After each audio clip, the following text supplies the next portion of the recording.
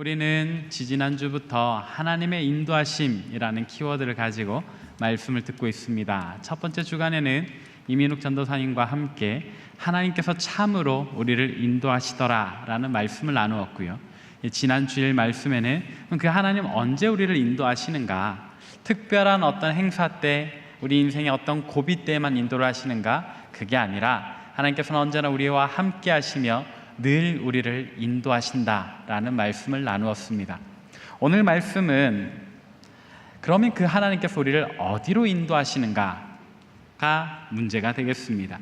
오늘 말씀의 제목처럼 주님께서는 우리를 인도하신다고 했는데 어디로 인도하시는 것일까요? 인도하심이라고 하는 것의 전제는 늘 출발지와 목적지가 있습니다. 여러분들 운전할 때 사용하는 내비게이션만 생각해 보아도 그렇죠.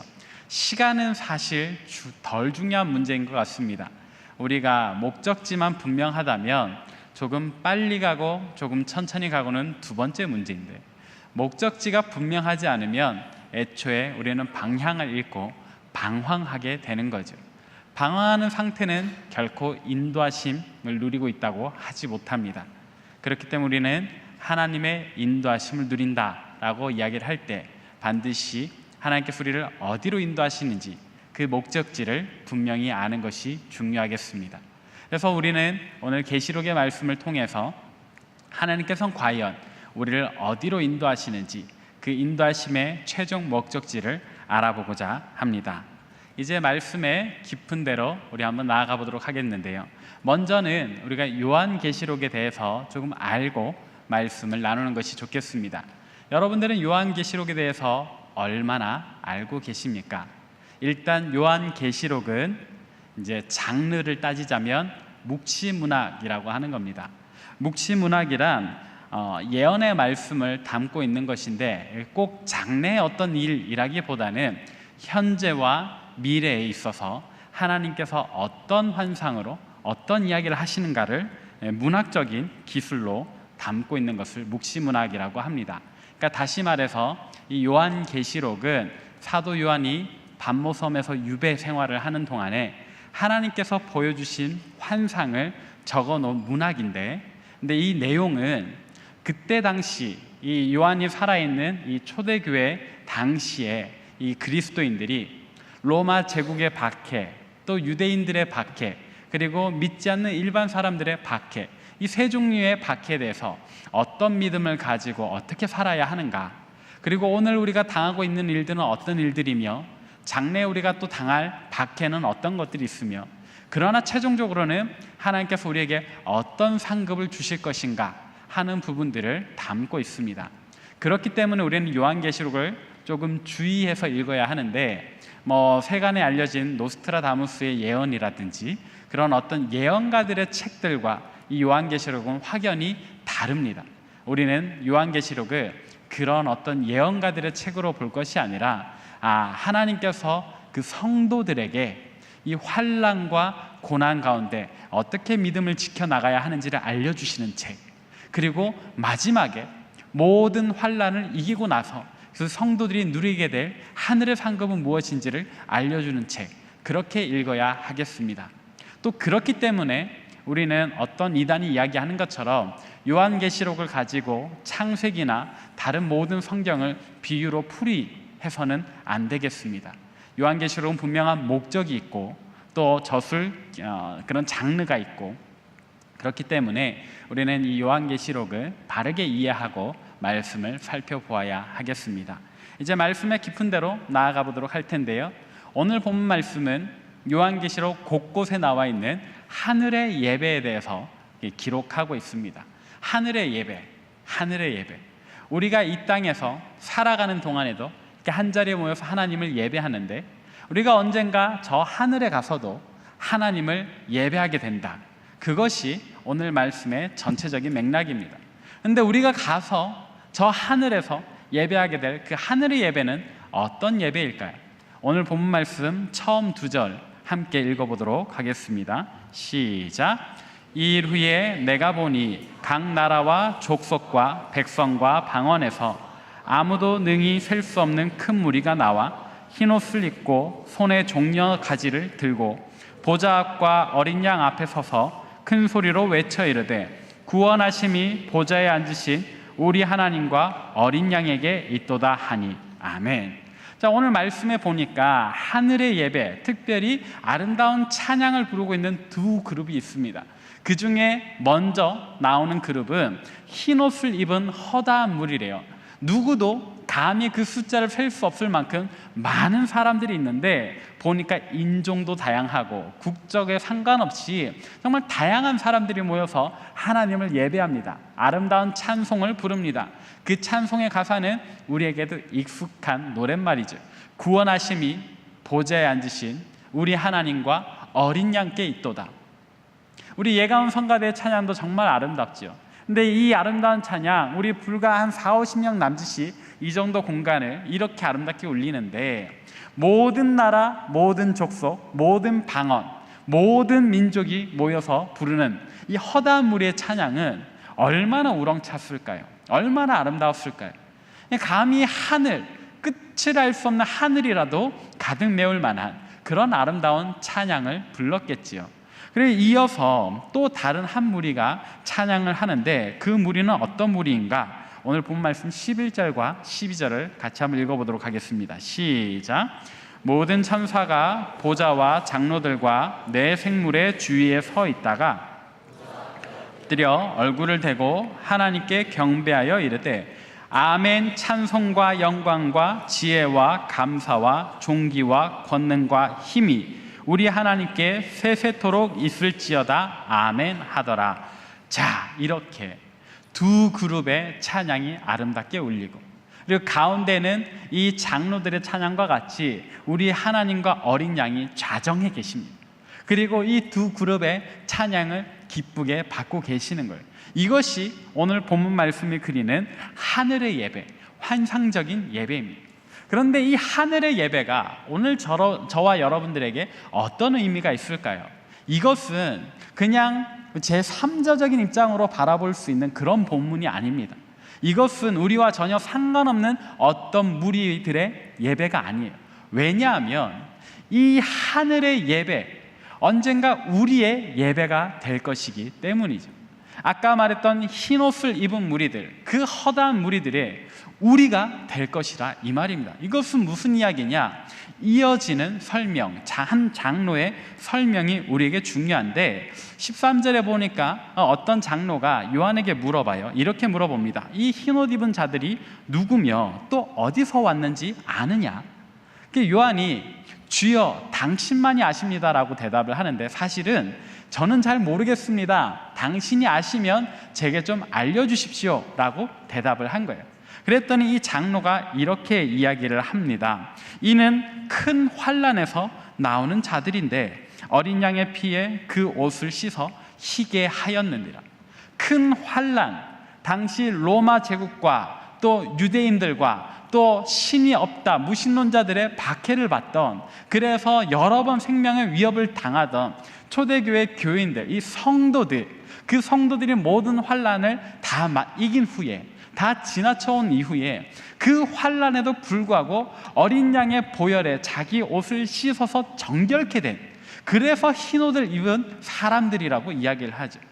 자, 그렇다면 이 키포인트는 이 흰옷을 입은 허다한 무리들은 예수 그리스도를 믿는 믿음을 가진 사람들, 그래서 십자가에서 우리를 구원하시려 흘리신 그 보혈에 자신들의 모든 것을 정결케 한 사람들, 그 사람들이 바로 이 허다한 무리, 흰옷 입은 사람들이라 이거예요. 그렇다면 오늘 우리도 예수 그리스도를 믿는 믿음 가운데 있고, 그분이 십자가에서 우리를 위하여 흘리신 그 보혈에 우리의 모든 것을 씻어서 정결케 된 참된 그리스도인이라면 언젠가 우리도 이 흰옷 입은 무리 속에 들어가게 되겠죠. 다시 이야기를 하면 이 흰옷 입은 무리가 불렀던 구원하심이 보좌에 앉으신 우리 하나님과 어린 양께 있도다 라고 말했던 그 노랫말은 우리의 노래가 될 것이죠. 사랑하는 여러분, 참으로 우리의 미래의 모습이 이러한 모습임을 믿으시길 바랍니다. 그렇기 때문에 또 이어서 이 장로가 설명하는 이 흰옷 입은 무리에 대한 설명은 우리에 대한 예언이 또 되겠습니다. 이 장로가 우리에 대해서 어떤 예언을 하는지 우리가 한번 읽어보도록 하겠습니다. 오늘 본 말씀 15절부터 17절 함께 읽어보겠습니다. 시작.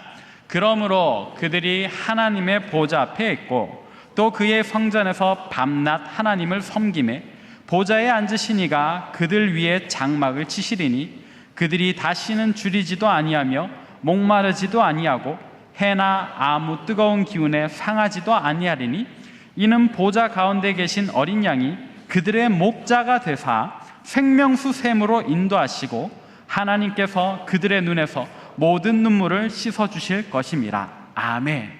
장로가 이야기를 합니다. 이 흰옷 입은 무리들은 정말 많은 박해와 환난을 지나온 사람들, 그러나 그 가운데서도 죄악 가운데 자신들을 내버려 두지 않고 예수 그리스도의 보혈에 자신들을 정결케 한 사람들, 그렇기 때문에 그들은 이 땅에서 당했던 모든 주림, 목마름, 어떤 상함을 다시 입지 않는다. 하나님께서 그들의 장막을 펴셔서 그들을 보호해 주신다. 무엇보다도 우리에게 중요한 것은 마지막 절인 17절입니다. 예수 그리스도께서, 어린 양께서 이들의 목자가 되셔서 이들을 인도하시는데, 어디로요? 생명수 샘으로 인도하신다. 그리고 거기에서 우리 하나님께서 이들이 그 모든 박해 동안에 흘렸을 그 눈물을 닦아주신다는 거예요. 위로해 주신다는 거예요. 자, 이제 우리가 맨 처음 가졌던 질문, 하나님께서, 주님께서 우리를 인도하시는데 어디로 인도하실 것인가 라고 했던 그 질문에 대한 대답이 나왔습니다. 우리가 방금 읽었던 말씀, 특별히 그 마지막 절에 보니까 예수님께서, 어린 양께서 우리의 목자가 되셔서 우리를 어디로 인도하신다고요? 생명수 샘으로. 정확히는 이 생명수 샘은 어디이냐? 이들이 어디에서 지금 예배를 하고 있죠? 하늘. 좀 더 정확히는 하나님의 보좌 앞에서. 그러니까 우리 주님께서 우리의 목자가 되셔서 우리를 인도하시는 것은 생명수 샘, 곧 우리를 위로하실 하나님이 계신 그 보좌 앞으로 인도하신다라는 거예요. 사랑하는 여러분, 우리 인생의 목적지가 드디어 나왔습니다. 저와 여러분들이 우리 주님의 인도하심을 따라갈 때 마지막에 도착하게 될 그곳은 영광스러운 우리 하나님의 보좌 앞입니다. 비록 이 땅에서 우리가 사는 동안에 때로는 줄이게 될 때가 있고, 때로는 목마르게 될 때가 있고, 때로는 마음 상하고 무너지는 그 가슴을 부여잡아야 하는 그 힘든 시간을 우리가 어떨 때 견뎌야 하겠지만, 그러나 우리가 조금 빨리 가고 느리게 가고를 상관하지 않고 오로지 믿음 안에서 주님의 인도하심을 따라간다면 우리의 마지막 종착지는 어디라고요? 영광스러운 우리 하나님의 보좌 앞, 그 생명수 샘이라 이 말입니다. 우리 믿음이 오늘날 이 세상에서 지켜나간다라는 것, 때로는 너무나도 어리석어 보일 수도 있지요. 남들은 주일날에도 공부해서 좋은 시험 성적을 받고 자격증을 하나라도 더 따고 또 대기업 면접도 잘 보고 뭔가 우리보다 쭉쭉 앞서 나가는 것 같아 보여도 우리는 그들에 비해서 상대적으로 느리게 가고 돌아가는 것 같고 힘들어져 가는 것처럼 보여도, 그러나 조금 빨리 가고 조금 돌아가고의 차이만 있을 뿐 우리의 목적지는 우리의 인도하시는 주님이 계시기 때문에, 우리의 목자 되시는 주님이 계시기 때문에 하나님의 영광스러운 보좌 앞으로 반드시 가게 된다는 것을 여러분 기억하시고 믿으시길 바랍니다. 믿으시는 분들은 아멘 하시길 바랍니다. 참으로 생명수 샘으로 인도하시는 주님, 우리를 반드시 그곳으로 인도하시는데, 이것은 우리 주님께서도 여러분 우리에게 말씀하셨던 내용인데 우리가 한 구절만 한번 찾아볼게요. 요한복음 7장 37절부터 38절입니다. 우리 같이 읽어보도록 하겠습니다. 시작. 명절 끝날 곧 큰 날에 예수께서 서서 외쳐 이르시되 누구든지 목마르거든 내게로 와서 마시라. 나를 믿는 자는 성경의 이름과 같이 그 배에서 생수의 강이 흘러나오리라 하시니. 아멘. 우리 주님 참으로 생명수 샘이 되시죠. 우리가 언제든지 목마르고 힘들 때는 우리 주님을 믿는 믿음 안에서 언젠가 마지막 종착역에서 시원하게 마시게 될 그 은혜의 생수가 약속되어 있음을, 예비되어 있음을 여러분들은 꼭 믿으시길 바랍니다. 이것은 변함없는 진리입니다. 변치 않는 약속입니다. 하나님께서 하셨기 때문에, 변치 않으시고 그 변개치 않으시는 하나님께서 하신 약속이기 때문에 우리에게 반드시 주어지리라 믿으시길 바랍니다. 근데 우리가 정말로 이 말씀을 믿을 수 있는가? 그렇다면 과연 우리 앞에 이렇게 하나님의 인도하심을 누린 사람들이 있는가? 예, 있어요. 어떤 사람들인가? 성경에 창세기에서부터 요한계시록까지 곳곳에서 나옵니다. 그 중에 몇 사람들만 이야기를 해보자면 여러분들은 아브라함의 이야기를 빼놓으셔는 안 되죠. 아브라함, 그는 어떤 사람이었습니까? 아버지와 함께 갈대우를 떠나서 여행 중에 이 하란이라는 곳에서 아버지가 죽어요. 거기에서 방황하고 있었는데 하나님께서 아브라함에게 뭐라고 말씀하셨지요? 너는 너의 고향과 친척과 아버지의 집을 떠나 내가 너에게 보여줄 땅으로 가라. 내가 너에게 보여줄 땅으로 가라. 하나님의 인도하심을 따라갔던 아브라함은 약속의 땅을 얻게 됩니다. 아브라함 뿐입니까? 나중에 이 아브라함이 이삭을 낳는데 이 이삭의 아내 없음 때문에 이 아브라함이 종 엘리멜렉을 보냅니다. 엘리멜렉더러 내 아들 이삭을 위한 며느리감을 데리고 와라 했을 때 이 엘리멜렉이 하나님의 인도하심을 구하며 여행을 떠납니다. 그리고 누구를 만납니까? 정말로 이 아브라함 가문에 딱 맞는 여인 리브가를 만나게 되죠. 엘리멜렉이 믿음으로 고백합니다. 하나님께서 나를 여기까지 인도하셨다라고요. 엘리멜렉, 심지어 아브라함 집의 종까지도 하나님의 인도하심을 누리게 되었고, 이후에 모세를 통해서 하나님께서 이스라엘 민족을 출애굽시키시고 약속의 땅 가나안에까지 인도해 가시지요. 그 인도의 여정은 출애굽기부터 레위기, 민수기에 이르기까지 자세하게 나와 있죠. 그들뿐만이 아닙니다. 이스라엘의 12 사사들 통해서도 하나님께서는 참으로 이스라엘 민족을 인도하시고, 나중에는 다윗과 솔로몬의 고백을 통해서도 하나님의 인도하심을 우리에게 나타내는데, 다윗은 어떻게 하나님의 인도하심을 노래했을까요? 우리가 잘 아는 구절입니다. 시편 23편을 한번 읽어보도록 하겠습니다. 좀 길지만 다 같이 한 목소리로 읽겠습니다. 시작. 나의 목자시니 내게 부족함이 없으리로다. 그가 나를 푸른 풀밭에 누이시며 쉴 만한 물가로 인도하시는도다. 내 영혼을 소생시키시고 자기 이름을 위하여 의의 길로 인도하시는도다. 내가 사망의 음침한 골짜기로 다닐지라도 해를 두려워하지 않을 것은 주께서 나와 함께 하심이라. 주의 지팡이와 막대기가 나를 안위하시나이다. 주께서 내 원수의 목전에서 내게 상을 차려주시고 기름을 내 머리에 부으셨으니 내 잔이 넘치나이다. 내 평생의 선하심과 인자심이 반드시 나를 따르리니 내가 여호와의 집에 영원히 살리로다. 아멘.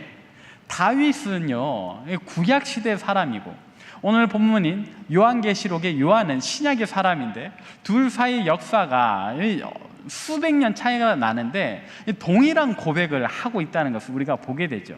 참으로 다윗이 이야기하지 않습니까? 여호와는 나의 목자시니 내게 부족함이 없으리로다. 그가 나를 쉴 만한 물가로 어떻게 하신다? 인도하신다. 쉴 만한 물가, 요한계시록에 나오는 이 생명수샘, 하나님의 보좌로 나를 인도하신다. 그래서 시편 23편의 마지막 절에서는 다윗이 이렇게 이야기를 하죠. 내가 여호와의 집에 영원히 살리로다. 우리 하나님 계신 그 보좌 앞에서 영원히 살리로다. 정말 신기하게도 구약의 이 노래와 또 이 신약의 묵시문학이 같은 내용을 노래하고 있다는 것을 우리가 보게 되죠. 그렇기 때문에 우리는 참으로 우리의 미래가 하나님의 인도하심을 따라가는 우리의 마지막 도착지, 우리의 목적지는 정말로 여호와의 집, 하나님의 전, 생명수, 쉴 만한 물가가 되겠구나라는 것, 우리가 깨달을 수 있는 거죠. 사랑하는 여러분, 오늘 우리의 삶이 좀 고달프다 할지라도 결코 이 믿음을 놓치지 마십시오. 오늘 우리의 삶이 조금 돌아가는 것 같아도 계속해서 하나님의 인도하심을 따라가십시오. 주님만이 우리의 목자 되십니다. 주님만이 우리의 인도자 되십니다. 솔로몬은 이것을 진정 우리에게 가르쳐 주길 원해서 이러한 구절을 지었습니다. 잠언 16장 9절 말씀 함께 읽어보겠습니다. 시작. 사람이 마음으로 자기의 길을 계획할지라도 그의 걸음을 인도하시는 이는 여호와시니라. 아멘. 솔로몬의 이 권면은 이런 의미예요. 하나님께서 참으로 우리를 인도하신다. 그리고 하나님의 인도하심만이 우리를 올바른 대로 나아가게 한다. 우리가 아무리 이쪽 길이 좋아 보여도 또 저쪽 길이 괜찮아 보여도 우리가 가는 그 발걸음은 틀릴 수밖에 없다는 거예요. 우리를 인도하시는 하나님의 인도하심만 따라가야, 그 걸음을 인도하시는 하나님을 따라가야 우리가 올바른 대로 나아갈 수 있다라고 이야기를 하는 거죠. 이것이 다윗과 솔로몬의 고백이며 오늘 우리가 또 깨달아야 하는 영적인 권면입니다. 이스라엘 역사 속에서 가장 사랑받았던, 하나님께 사랑받았던, 그리고 하나님의 인도하심을 따랐던 두 왕이 우리에게 또 같은 메시지를 전해주고 있죠. 사랑하는 여러분, 이제 말씀을 정리하도록 하겠습니다. 우리는 지금까지 살펴본 대로 하나님 참으로 우리를 인도하신다라는 사실을 굳게 믿어야 합니다. 그리고 그 인도하심은 특별한 어떤 때에만 임하는 것이 아니라 우리의 평생에 늘 언제나 우리에게 임한다라는 것. 하나님께서는 언제나 우리의 앞서 가시며 또 우리의 뒤에서 우리를 밀어주시며 그렇게 우리를 인도해 가시는 분이시라는 것. 그리고 그분은 우리를 어디로 인도하신다? 조금 돌아갈지언정, 조금 천천히 갈지언정, 때로는 돌밭과 가시밭길을 걸어가게 될지언정, 분명한 것은 하나님의 보좌, 생명수 샘이 있는 그 영광된 자리로 우리를 인도하신다라는 겁니다. 우리의 마지막은 이 땅에서 얼마나 힘들고 고달픈 삶을 살든지 간에 언젠가 주님의 보혈에 씻은 깨끗한 흰 옷을 입고 하나님을 찬양하는 영화로운 허다한 무리가 될 줄 믿으시길 바랍니다.